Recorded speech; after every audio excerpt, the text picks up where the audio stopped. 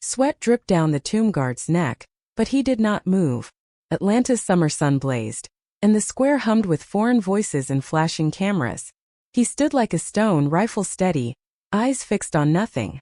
The Russian colonel then went too close, his voice sharp as a sword. "Salute me, soldier, or I'll make you regret it." The audience froze. A child gasped. Phones are raised and audio is being recorded. Everyone expected the guard to crack. But what they didn't realize, and what the colonel couldn't anticipate, was that the man in the black uniform held a secret from a forgotten conflict, one that linked him to the Russians' past through blood and sacrifice. The truth was about to be revealed right there on the marble. The sun shone down on Atlanta, Georgia, and its summer heat reflected off the pavement outside the convention center near the state capitol. The air was thick, humid, and filled with the low hum of diplomatic SUVs driving in, their tires crunching across the asphalt. Voices in a dozen languages, Russian, Mandarin, Japanese, and German, mixed with the loud click of polished shoes on stone steps. The International Security Forum was in full swing, a high-stakes gathering of military representatives from around the world to discuss the future of global defense. Amidst the controlled pandemonium, a single individual stood unmoving, like a guard amid a sea of action. Ethan Caldwell, 30, was a tomb guard for the Old Guard, the Army's elite ceremonial force tasked with remembering America's fallen at Marietta National Cemetery. His jet-black suit was spotless, every crease razor-sharp, and his medals gleamed in the merciless light. At 6 feet 2 inches with a jaw set like rock, Ethan bore the brunt of 5 years of service, including a stint in Iraq that left scars, some visible, most not. Today, he was not pacing his customary 21 steps at the tomb of the unknown soldier. Instead, he stood watch at the convention center's diplomatic holding area, a marble-floored plaza where delegates waited for their escort. It wasn't his customary post, and the change in routine bothered him. The grave was silent and sacred. This location was boisterous, vibrant, and unpredictable. Ethan's eyes remained set in the 1,000-yard stare of a tomb guard, capturing every detail without moving. A Japanese commander adjusted his headgear. A German officer checked her watch. A group of American schoolchildren on a field excursion whispered eagerly, pointing at his rifle. He did not flinch. His instruction was unwavering. Remain immobile and silent, a living monument to duty. His thoughts, however, drifted to Iraq, to the friend he'd lost in a roadside bombing, and the reason he'd volunteered for the Old Guard. Standing in the heart of Atlanta, he felt the same purpose: to memorialize the fallen, regardless of the platform. Across the square, a Russian delegation emerged from a darkened SUV. Colonel Dmitry Volkov, 48, led them, a wiry guy with a war-worn visage. His heavily decorated clothing told of Chechen and Syrian wars. Volkov's gray eyes studied the sight with a mixture of fascination and disgust. To him, American military pomp, the polished boots, the star-spangled banners, felt like a Hollywood production, with more flash than substance. As he reached the square, his gaze fixed on Ethan, who stood like a statue in his flawless outfit. Volkov paused, his aides following behind. He tilted his head, scrutinizing Ethan's motionless body. "Interesting," he mumbled in accented English, loud enough for the neighboring delegates to hear. "They dress their soldiers like museum pieces." His aides chuckled, but Volkov's gaze was fixed on Ethan. He got closer, pausing just outside the imaginary line that separated the guard from the crowd. "Soldier," Volkov replied, his voice strong and powerful, "my country salutes those who have earned it. Show me respect. Give me the Russian salute." He raised his hand to demonstrate the gesture. A clean move, palm out, fingers rigid. The crowd went silent. A Japanese delegate raised his eyebrow. The schoolchildren stopped whispering, feeling something was wrong. Ethan did not move. His gun remained steady on his shoulder, his gloved hands firmly in place. His face was a mask, his gaze concentrated on something beyond Volkov, as if the colonel did not exist. Inside, though, Ethan's heart quickened. He was familiar with the game. He'd been heckled before, by Marietta tourists who tried to make him crack. This was different. Volkov was not a civilian. He was a career officer, and his tone conveyed the authority of someone accustomed to being obeyed. Volkov's sneer disappeared. "You hear me, soldier? he asked, his voice rising. I am Colonel Dmitry Volkov of the Russian Armed Forces. I fought in wars that you cannot understand. Show respect. He approached, his polished boots inches from Ethan's. The air became heavy. A German officer whispered to his aide. The schoolchildren's instructor drew them back, her face tense with concern. Ethan's mind remained calm, guided by his oath. My obligation, he reasoned, is to the fallen, not egos or politics. He maintained his position, every muscle controlled, every breath measured.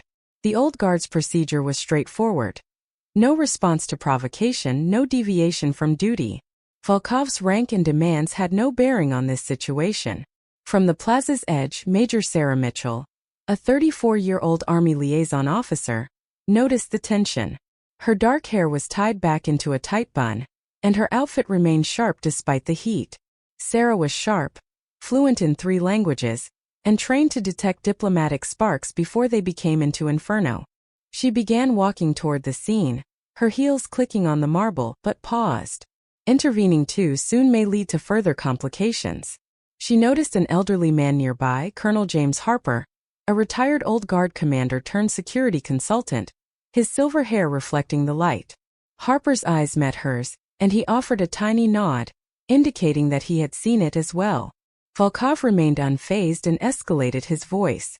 This is what America calls discipline, he asked, looking to his aides for emphasis. A statue without soul. Soldiers in Russia have fire. They act. He leaned in, his face just inches from Ethan's. Or are you afraid to move, boy? The term boy stung, but Ethan did not blink. He imagined the tomb, the white marble shimmering under the moonlight, and the names of the unknown engraved in stillness. His friend's face flashed through his mind, laughing one moment and gone the next. This is for them, not him, he reminded himself. Sarah Mitchell stepped forward, her voice quiet yet firm. Hello, Colonel Volkov. My name is Major Sarah Mitchell, and I am from the United States Army. May I assist you? She stood between Volkov and Ethan, her posture formal, her smile perfected. Volkov turned to look her over. Assist? He asked, his tone sarcastic. Your soldier insulted me. He refuses to make a modest sign of respect. Describe that. Sarah maintained her composure. Sir, the tomb guard follows a rigorous routine. Their role is ceremonial, but it is based on honoring our departed. They do not respond to external commands, regardless of rank. Volkov scoffed. Ceremonial? A parade trick. This is a military forum, Major, not a theater. He motioned to Ethan. He stands like a toy. Tell him to behave like a soldier. The crowd became restless. A Japanese commander whispered to his aide. Rachel Turner, a 29-year-old reporter for an Atlanta news channel, raised her phone to record the interaction. Her blonde hair bobbed as she angled for a better view, sensing a tale. The school's instructor kept her students quiet, but one lad about 12 murmured, Why is that guy so mad? Colonel Harper approached, his presence low yet authoritative. At 60, he exuded the authority of someone who had led the old guard through innumerable ceremonies and crises. He caught Sarah's eye, signifying that he'd step in if necessary. For the time being, he simply watched, judging Volkov's intentions. Sarah tried again. Colonel, the tomb guard etiquette represents our respect for those who have given everything. It is not intended to offend. Volkov's eyes narrowed. Symbol, he asked. Symbols do not fight wars. Soldiers do. He reached into his pocket and pulled out a little tarnished military pin, a Russian symbol with a faded red star. If he won't salute, let him wear this, a real soldier's mark. Before anyone could react, Volkov stepped forward and pinned the emblem to Ethan's shoulder, the metal gleaming in the sunlight. The audience gasped. Sarah's jaw constricted. Rachel Turner's phone remained steady, documenting each second. The schoolboy murmured, He's not supposed to do that, right? Ethan's training kicked in. His gloved hand worked with surgical precision, removing the pin from his shoulder. It clinked against the marble floor, breaking through the calm. Ethan spoke in a low, calm tone, his first words in several hours. Sir, placing objects on a tomb guard is a breach of protocol. I suggest that you keep your distance and respect my responsibilities. The plaza froze. Volkov's face reddened and his hand clenched. "You dare!" he exclaimed. "You touch my emblem, you insult my country." He took a step forward but Sarah blocked his way. "Colonel, please," she asked, her voice firm but eager. "There is a misunderstanding. Let us debate this carefully." Volkov ignored her and pointed to Ethan. "If he does not apologize, I will leave this forum. Russia will not be insulted by a U.S. puppet." Harper moved forward, his voice slashing through the tension like a razor. "Colonel Volkov, my name is James Harper, and I am the retired leader of the Old Guard. Could I have a word?" His tone was pleasant, but his steel-gray eyes did not allow for debate. Volkov hesitated and finally nodded, his rage still boiling. Sarah motioned for a nearby security guard to clear the crowd. Rachel Turner lowered her phone and scribbled notes, her eyes bright with enthusiasm. The teacher pushed her children away, but the guy lingered, watching Ethan in astonishment. Harper led Volkov to a shaded section of the square, and Sarah followed. "Colonel," Harper remarked quietly, "I understand your aggravation, but you are mistaken about the Tomb Guard. They are not here for show. They're soldiers just like you.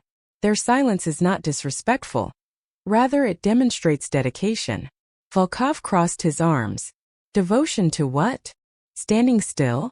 I have led men into combat. I understand what soldiers do." Harper's countenance relaxed, but his remarks remained powerful. "I understand your record, Colonel. Chechnya, Syria, and Afghanistan 2009. You were on a combined humanitarian expedition, weren't you?" Volkov tensed, taken off guard. "What does that have to do with this?" Harper leaned in. "During the mission, your convoy was ambushed. A U.S. soldier rescued you from a flaming truck. He used shrapnel to save you. His name was Sergeant Michael Reed of the Old Guard. He did not make it home." Volkov's face lost its color. His mouth opened but no words emerged. Sarah looked at Harper, astonished but mute. "I was his commander," Harper added. "Reed was among my best. He is commemorated at the Tomb of the Unknown Soldier, where Ethan Caldwell works. That's what Ethan is protecting. Not just a post, but the legacy of guys like Reed, who gave everything for someone they didn't know." Volkov clenched his jaw and glanced at the ground. The pin remained where it had fallen, its crimson star catching sunlight. "I didn't know his name," he finally admitted, his voice raspy. "He was American. That was all I knew." Harper nodded. "Now you do. Ethan's obligation is not to salute you or me. It's for men like Reed. That is why he did not move." Sarah spoke gently. "Colonel, if you'd like, we can schedule a visit to Marietta following the forum. You can visit the tomb and pay your respects." Volkov did not respond right away. He returned his gaze to Ethan, who stood unmoving in the summer heat like a sentinel. The crowd had dispersed, but Rachel Turner remained, her phone at her side and her countenance contemplative. The schoolboy, disregarding his teacher, peered behind a column and watched. "I was wrong," Volkov finally admitted, his voice barely above a whisper. "I assumed that was arrogance. But it is something else." He straightened, his military posture returning. "No visit today, but I will go soon." Harper gave a little smile. "You're welcome anytime, Colonel." Volkov returned to the plaza, his aides waiting at a distance. He walked closer Ethan and paused a few steps away. The audience noticed the transformation. Volkov did not speak. Instead, he stood at attention, placed his right hand over his heart, a Russian symbol of respect, and held it for a long time. Then he turned and went away, his attendants following him. Ethan remained motionless, but something inside stirred. He had heard every word and noticed the change in Volkov's tone. His role had not changed, but its significance felt deeper now.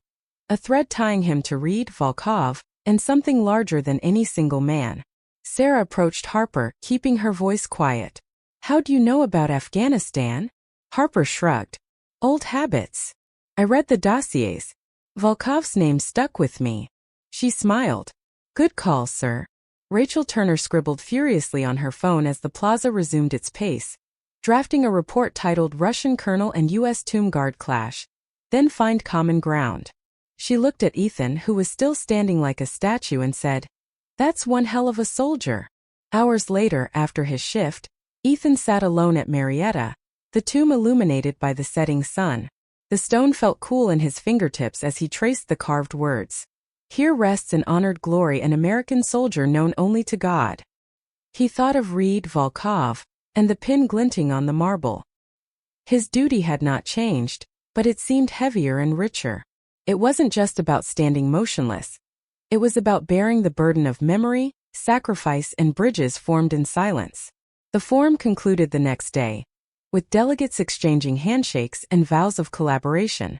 Rachel's tale became viral, spread by veterans groups and other sites, demonstrating the old guard's silent strength. Volkov kept his word. A week later, he paid a visit to Marietta, standing solemnly before the tomb while a new guard paced 21 steps. He didn't say anything, but his hand lay over his heart, saying enough. Back at the tomb, Ethan Caldwell resumed his position, his boots striking the ground in perfect time. 21 steps, halt, turn, 21 steps. The June heat burned, yet he did not flinch.